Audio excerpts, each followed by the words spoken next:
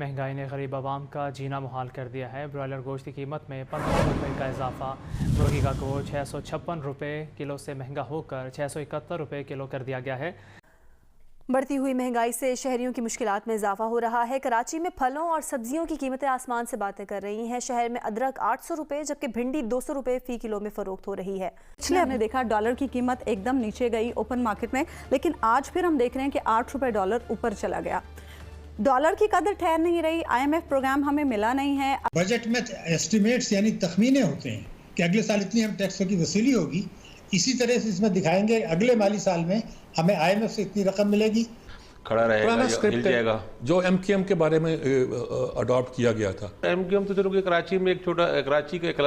नमस्कार दोस्तों, जय हिंद दोस्तों। बजट से पहले पाकिस्तान में महंगाई को लेकर के हाहाकार मचा हुआ है। हर एक चीज़ महंगी से महंगी होती चली जा रही है, जिसे लेकर के पाकिस्तानी अवाम काफ़ी ज़्यादा परेशान है। क्या है पाकिस्तानी मीडिया का रिएक्शन?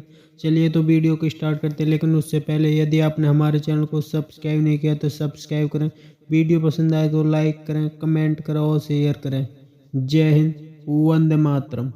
वर्ल्ड बैंक से इतनी मिलेगी, एशियन डेवलपमेंट बैंक से इतनी मिलेगी, बॉन्ड से इतनी मिलेगी, तो वो तखमीने होते हैं। तो IMF से अगर इस वक्त मुआहिदा नहीं हो रहा है और शायद एक किस्त लेने के बाद हम खुद मना करेंगे उनको कि जनाब इस वाली साल में हम आपकी अक़सात नहीं चाहिए, आप अपने पास रखें, लेकिन उससे बजट में कोई फ़र्क नहीं पड़ेगा। बजट ये अनाउंस कर देंगे और उसमें तमाम एस्टिमेट्स जो हैं वो आ जाएंगे। लेकिन मसला जो आएगा वही आएगा कि दो सूबों में जो हुकूमतें नहीं हैं इस वक्त इलेक्टेड, तो वो अगर 4 महीने का बजट देती हैं तो वो फिर हम चूँकि बजट में लिखते हैं कि सूबे इतने फाजिल रकम देंगे, जो पाकिस्तान में होता है, वो शायद अब के जो है वो मज़ीद मुश्किलात का शिकार होगी कि कितनी रकम रखें। और आखिरी बात इसमें यह है कि बजट में जो आदाद व शुमार दिए जाते हैं उसका हकीकत से कोई ताल्लुक़ नहीं हुआ करता। तो वो मैं इसलिए आपको बता रहा हूँ मुख्तसरन कि अगर पिछले बजट में कहा गया था कि महंगाई 11.5% होगी, वो जून में बजट आया था और जून में 21% महंगाई थी उसी वक्त, तो अब 38 हो गई। लेकिन जब 11.5 कह रहे थे तो उस वक्त 21 थी। फिर मईशत की शरहनामा उन्होंने कहा था 5% होगी, अब वो कहते हैं 0.3 होगी, मैं कहता हूँ -2.5 होगी। बजट खसारा उन्होंने कहा था 4.9% होगा, अब ये 7% से तजावुज़ कर गया। रुपए की कदर भी इसी तरह से बेतहाशा गिर गई। तो ये तो एक एस्टिमेट्स होते हैं, लेकिन पाकिस्तान में जो है वो कोई ताल्लुक़ उसका बहुत ज़्यादा हक़ाइक़ से नहीं होता। वो बिल्कुल उसके बाद मिनी बजट भी आता है, उसके बाद IMF की शराइत भी आ जाती हैं, उसके बाद डॉलर में रुपीज़ में कोई झटका लगता है तो फिर एक तब्दीली आ जाती है। लेकिन बजट अल्हम्दुलिल्लाह पेश कर देंगे और वो पास भी हो जाएगा। अगले साल की कोई शोर्टी नहीं है कि हमें IMF प्रोग्राम मिलता है या नहीं मिलता। क्या डिफ़ॉल्ट के सीरियत खदशात अब हमें हैं? पिछले हफ्ते जब हम डॉलर की बात कर रहे थे तो मैंने अर्ज़ किया था कि ये एक आर्जी वक्फा है कि जिसमें थोड़ा सा रुपए का रिलीफ है, क्योंकि 2 मार्केट्स अलग अलग चल रही थी, तो उनको जब एक किया गया वक्ती तौर पे तो उससे थोड़ा सा मामला ऐसे लगा हमें कि जैसे रुपए की कदर में कुछ इजाफा हुआ है या डॉलर की कदर कुछ कम हुई है।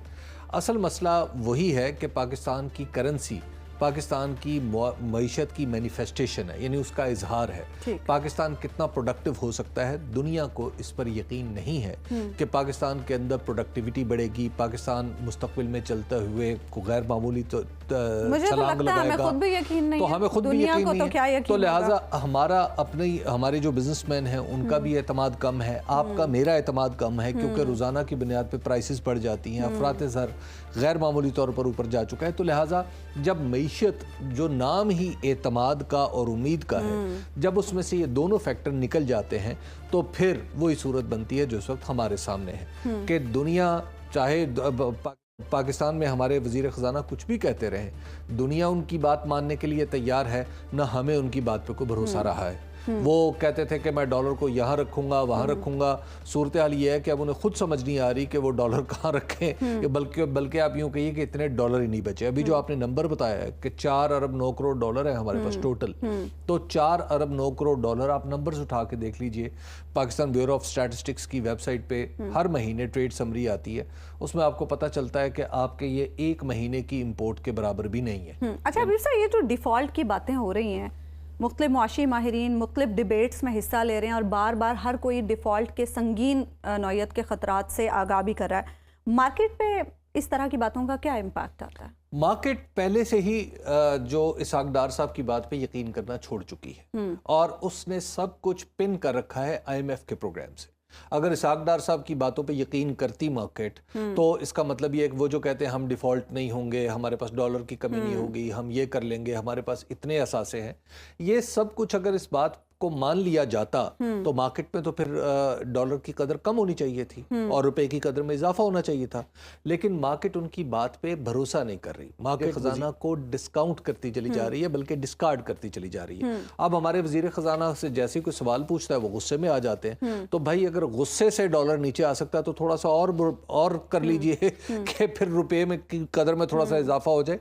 लेकिन मसला यह है कि इसहाक डार साहब, वो हमारे एक बुजुर्ग थे, वो कहा करते थे किसी की नाराज़गी के बारे में कि वो ऐसी सूरत में क्या होगा, ज़्यादा से ज़्यादा 2 रोटियां ज़्यादा और खा लेगा। तो इसहाक डार साहब अब 2 रोटियां खा लें या 4 रोटियां खा लें, मार्केट पे उनके बयानात से कोई फ़र्क पड़ता है ना, उनकी पॉलिसी इस काबिल रही है। क्लस्टर था ना, अब यहाँ पंजाब है, केपी है और कराची में भी है, ज़ाहिर कई जगहों पे, और पंजाब में ख़ास तौर पे एक बड़ी पावर बेस है, तो ये सब चीज़ें आसान नहीं है। और इनके साथ इकॉनमी जो जुड़ी हुई है वो इतनी ज़्यादा परेशान कुन सूरत हाल है। मतलब आप तो अभी 2024 कह रहे थे, मैंने तो बाद रिपोर्ट्स पढ़ी है कि करेंसी हमारी 2027 तक भी प्रेशर में रहेगी, यानी अगले 3-4 साल तक। और ज़ाहिर है जब वो होगा तो उससे क्राइसिस पता नहीं क्या निकलेगा। और मेरी जो तशवीश का है, जो हम सबको लगता है कि कोई इसका सलूशन निकालने वाले लोग लगता है गायब ही हो गए, हमारे पास वो है ही नहीं। जैसे हम कम कहा करते थे कि काउंसिल ऑफ एल्डर्स हैं या ऐसे लोग जो मफामत करा सकें या जो दरमियाना रास्ता निकाल सकें, किसी को पीछे हटने पे और किसी को बैठने पे आराम से और इस तरह कर सकें, वो मेरा ख्याल है हमारे पास वो लोग रहे ही नहीं है शायद। हम वो बिल्कुल वो भी एक बड़ा बहरान है कि सूरत हाल को किस तरह, तो उसमें तो बस ऐसे ही है कुछ, यानी चलता जा रहा है हालात का ये वजह, जिस तरह एक वो गोला बहर चल रहा होता है, व्हील एक चल रहा होता है, अब वो चलते हुए आखिर में एंड में कोई घड़ा आता है या मोटरवे पे चढ़ जाता है, ये मतलब गॉड नोज बेटर। उम्मीद हमें अच्छी करनी चाहिए। मेरा ख्याल है जो एक बहुत परेशान कुन बात हो गई है कि लोगों में उम्मीद ख़त्म हो गई है, तो हम लोगों को, इंटेलिजेंसिया के लोगों को ख़ास तौर पे उम्मीद पैदा करनी चाहिए। और जेन्युइन उम्मीद की चीज़ें हैं, यानी सब कुछ ख़त्म नहीं हुआ और सब कुछ ख़त्म होता भी नहीं है, चीज़ें बदलती हैं, बदलती रहती हैं। मुश्किल वक्त आते हैं पॉलिटिकल वर्कर्स के लिए, पार्टियों के लिए, लोगों कौमों के लिए आते हैं, और मुश्किल वक्तों में रास्ते निकलते हैं और चीज़ें बेहतर हो। जब उम्मीद हो ना, उम्मीद से हमारा नौजवान भी, हमारे प्रोफेशनल्स भी फिर वो एक्टिव होते आगे बढ़ते हैं। जबकि होल सेल जिंदा ब्रॉयलर 431, परचून रेट 447 रुपये किलो मुकर्रर। अंडों की कीमत में इस्तेहकाम, 260 रुपये दर्जन हो गए हैं। मज़ीद तफसीलात जानेंगे अब्दुल कादिर से। जी अब्दुल कादिर, क्या तफसीलात हैं कीमतों की? आज बिल्कुल ब्रायलर की कीमतें जो है मुसलसल बढ़ रही हैं, और ब्रायलर की कीमतों में इजाफे की बड़ी वजह जो बताई जा रही है वो मसनूई किल्लत है, क्योंकि मार्केट में महंगे ब्रायलर की सेल्स न होने की वजह से खपत जो है वो गैर मामूली सतह पर पहुंच चुकी है। लेकिन इसके बावजूद ब्रायलर की कीमतें जो है वो कम नहीं हो रही हैं। गुज़िश्ता रोज भी ब्रायलर 15 रुपए फी किलो तक महंगा किया गया था, आज मजीद 15 रुपए फी किलो का इजाफा कर दिया गया और 671 यानी कि 750 रुपए फी किलो की सतह पर ब्रायलर गोश्त की कीमतें पहुंचा दी गई हैं। जो प्रोजेक्ट हैं वो है हवेली बहादुर शाह का एक प्रोजेक्ट है जो कि तकरीबन 1200 मेगावाट का सोलर पावर प्लांट का प्रोजेक्ट है। ये हुकूमत जो है वो सस्ती बिजली जो है वो फराहम करना चाहती है शहरियों को, क्योंकि गुज़िश्ता साल देखा गया है कि बहुत ज़्यादा बिल आए और महंगे फर्नेस ऑयल और महंगे डीजल की वजह से, तो इसीलिए जो हुकूमत है उसकी तरजीह ये है कि सस्ती जो है वो बिजली पैदा की जाए, इसीलिए जो सोलर पावर प्लांट्स है वो लगाए जा रहे हैं। इसी तरीके से जो मुख्तलिफ तकसीमकार कंपनियां हैं बिजली की, उनका जो इंफ्रास्ट्रक्चर है उनकी बहाली के लिए भी मंसूबे जो है वो तजवीज़ किए गए हैं। मैपको के लिए, हैस्को के लिए, कैस्को के लिए जो है वो 1 अरब रुपए रखने की तजवीज़ सामने आई है। इसी तरीके से जो पन बिजली है, यानी जो पानी से पैदा होने वाली जो बिजली है, उसका जो प्रोजेक्ट है दासू का एक बहुत बड़ा प्रोजेक्ट है, उसके लिए तकरीबन 4 अरब 40 करोड़ और 70 लाख रुपए रखने की तजवीज़ सामने आई है। सूखी किनारी का प्रोजेक्ट है, ये भी एक बड़ा प्रोजेक्ट है, इसके लिए तकरीबन 12 अरब रुपए और 50 करोड़ रुपए तक रखे जाएंगे। और जो एक इस्लामाबाद की जो इलेक्ट्रिक सप्लाई कंपनी है, उसमें इस्लामाबाद के रीजन के अंदर खास तौर पर गुज़िश्ता साल से लेकर अब तक जो है वो काफ़ी तवज्जो दी गई है कि लोग सोलर पावर प्लांट पे अपने आप को शिफ्ट करें। तो जिन लोगों ने सोलर पावर प्लांट लगाए हैं जो अपने घरों में लगाए हैं, तो उनके लिए एक नेट मीटरिंग का इंफ्रास्ट्रक्चर बिल्टअप किया जा रहा है आइस्को के अंदर, ताकि वो उनसे लोगों से जो इजाफी बिजली होगी वो लेकर अपने जो नेशनल ग्रिड होगा उसके अंदर सिस्टम के अंदर दाखिल कर सकेंगे। उसके लिए तकरीबन 3 अरब रुपए रखे जाएंगे आइंदा के बजट में। इसी तरीके से कासा का 1000 मेगावाट का मंसूबा जो है वो लगाया जाएगा, उसके लिए तकरीबन 14 अरब।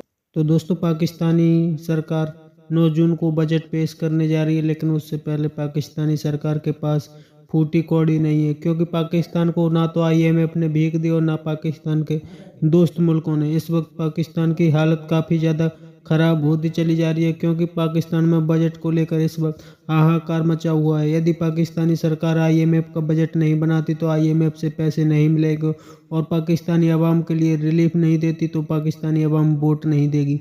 यही कारण है कि शहबाज शरीफ की सरकार इस वक्त काफ़ी ज़्यादा फंस चुकी है, क्योंकि इमरान खान एक तरफ तो पाकिस्तानी सरकार के खिलाफ लगातार कैंपेन चला रहा है और अकेला होने के बावजूद भी पाकिस्तानी फौज से हटने का नाम नहीं ले रहा, तो दूसरी तरफ पाकिस्तान की स्टॉक मार्केट लगातार क्रैश कर रही है। पाकिस्तान में इस वक्त इन्वेस्टमेंट करने को कोई भी तैयार नहीं है, क्योंकि पाकिस्तान के पॉलिटिकल हालात इस वक्त काफ़ी ज़्यादा ख़राब हैं और पाकिस्तान की इकॉनमी दिन ब दिन काफ़ी तेज़ी से नीचे की तरफ जा रही है, क्योंकि पाकिस्तान की ग्रोथ माइनस में भी बताई जा रही है। यही कारण है कि पाकिस्तान के दिवालिया होने के चांस बढ़ते चले जा रहे हैं। आपकी क्या राय है कमेंट में ज़रूर शेयर करें। यदि आप चैनल पर नए तो चैनल को सब्सक्राइब करें।